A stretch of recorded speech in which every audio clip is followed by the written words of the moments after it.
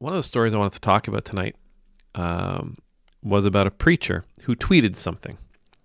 He tweeted something about your denomination, your church, your pastor taking a political stance, and I thought it was really interesting. And a spoiler alert, I thought it was interesting because within it is this kernel of truth, and I'm fascinated by it because I think if he could have been a little bit more introspective, he never would have written this. If he could have been a little bit more introspective, he might have seen that the message was for all of us, not for one side or the other. Anyhow, I'm going to say preacher. Preacher Rich Rusk says, if your pastor has not declared open war on the left by now, it really is time to find a new church. So many pastors in ostensibly conservative and reformed churches have coddled with the left for so long, they've blinded themselves to the reality of what's happening in our culture. They blind many who listen to them, who are lulled into a false sense of complacency. The culture war is no longer really right versus left, with good people on both sides. The culture war is now Christians versus chaos. It's good versus evil. It's truth versus lies. It does not mean there is no sin on our side, nor does it mean there are no confused good people on the other side. It does mean that if you're paying attention and you aren't a moral imbecile, you will see there is no moral equivalency between the two sides, ideologically and practically. There is no longer a soft middle ground or a third way between the two sides. A pastor who just had his eyes opened to the true state of affairs will be years behind in discipling his people, but better late than never. There is no way to be salt and light in this cultural moment without firmly and decisively opposing the left. Christian leaders who fail to see that should not be trusted. They should be rejected. Okay, so obviously it's another one of those declare open war thing. Personally, I think some of these guys just like the idea of being a war hero. I think they've watched way too many movies. I think they've read maybe way too many Left Behind-esque books that talk about the valiant soldier, marching for Jesus. I don't know, but this open war talk, it's just utterly pointless. It's useless and it's dangerous. Now, I told you there's a part of this that is, I think, could indeed be God speaking through him. I do. I really, if God ever speaks to me like this, I pray I am wise enough. I pray my heart and my ears and my eyes are open enough that I am able to see how God is speaking to me, instead of assuming that God is speaking to or about others. He says the culture war is now Christ versus chaos. It's good versus evil. It's truth versus lies. I love that. It's not left versus right. It's not Republicans versus Democrats, liberals versus conservatives. It's Christ versus chaos. It's good versus evil. It's truth versus lies. Now, before you jump in and say, "Yeah, it's the other side. They're the chaos. They're the liars. They're the evil," don't do that. You'd be making the same mistake he made. He goes on to say, it doesn't mean that there's no sin on our side, nor does it mean that there's no confused good people on the other side. It does mean that if you aren't paying attention, I don't like the next part of that sentence, but if you're paying attention, you will see there's no moral equivalency between the two sides, ideologically or practically. That gap does seem to be growing. And again, remember, the gap isn't left-right. The gap is Christ-chaos. The gap is increasingly Christ versus chaos. If a guy like this, receiving a message like this, feeling inspired to write a message like this, had been introspective at all, they would have asked not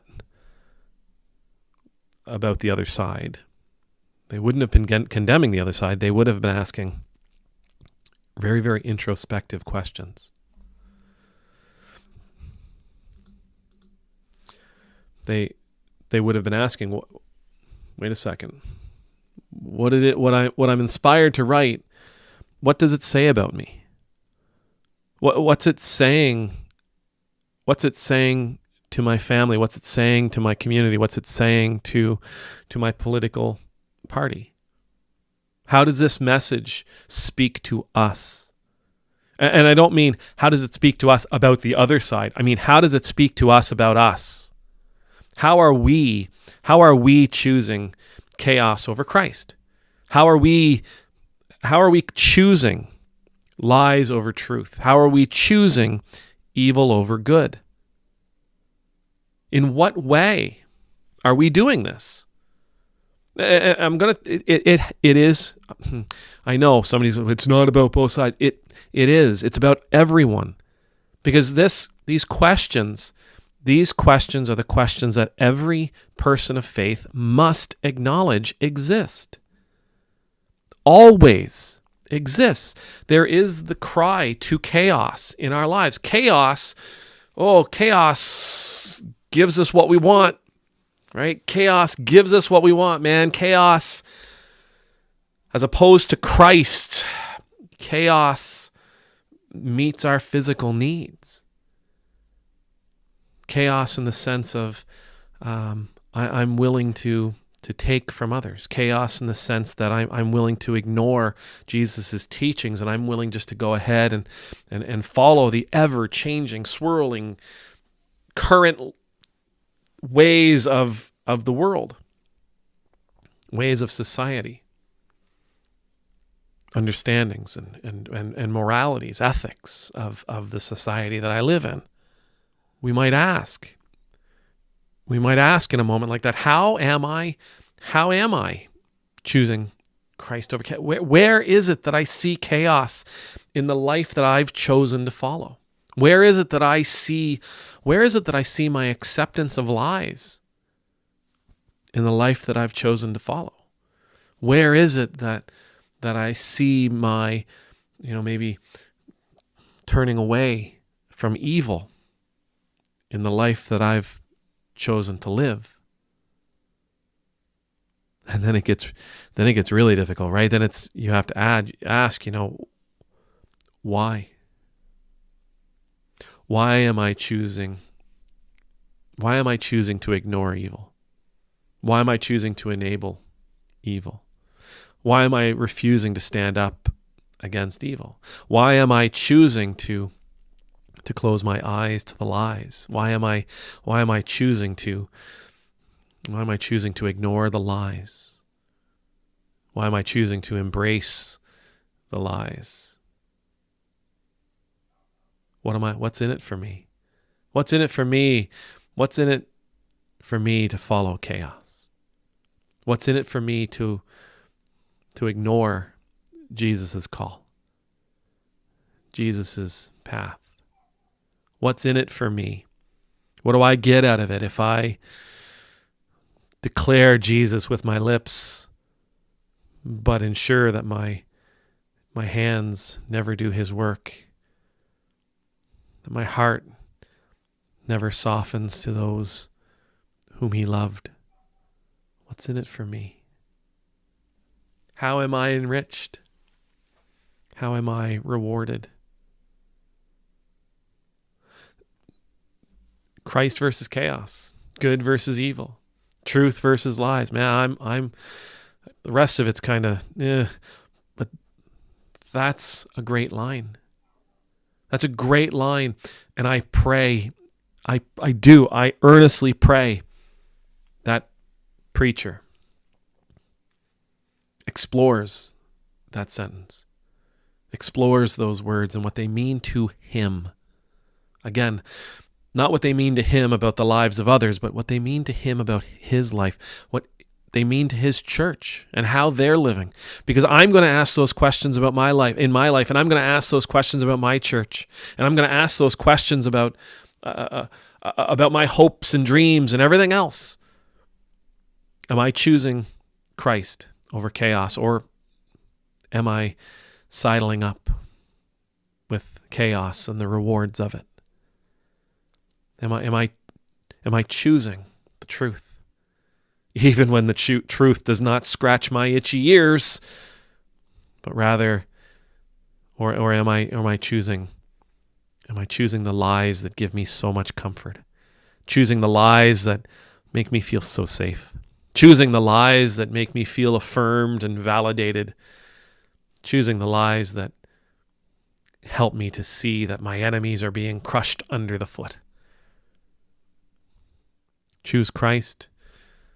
Choose Christ, eternal rewards. Eternal rewards that we may not see here, right? Eternal rewards that chances are we do not see here. Eternal rewards that do not manifest themselves physically here. Or those rewards of chaos that I can spend right now.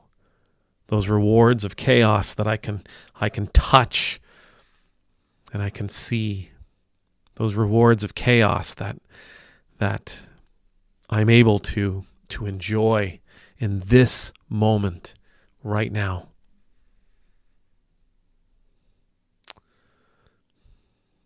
Being introspective is a great gift. It requires a great deal of courage. It really does. It requires a great deal of courage. It requires a great deal of strength. It requires patience. It requires perseverance. It can require you to be gentle with yourself, and it can require you to explore some pretty painful observations and possibilities. Incredibly important for any person of faith to be introspective. It's incredibly important for any person of faith to take the words that they utter and apply them to themselves. It's incredibly important for a person of faith to be willing to ask themselves where they stand and who they're standing up for. It's incredibly important for all of us to ask, I think, those three questions. Am I following Christ, or am I seeking? Am I giving myself over to Christ, or am I giving myself over to chaos? Am I giving to the truth? Am I accepting of the truth? Am I looking for the truth, or am I hopeful in the lies? Are my eyes open to the evil around me, or have I chosen to ignore the good? Valuable questions, worthwhile questions for us to ask ourselves. Pointless statements if we're just going to apply them to others. Pointless and dangerous. Amen.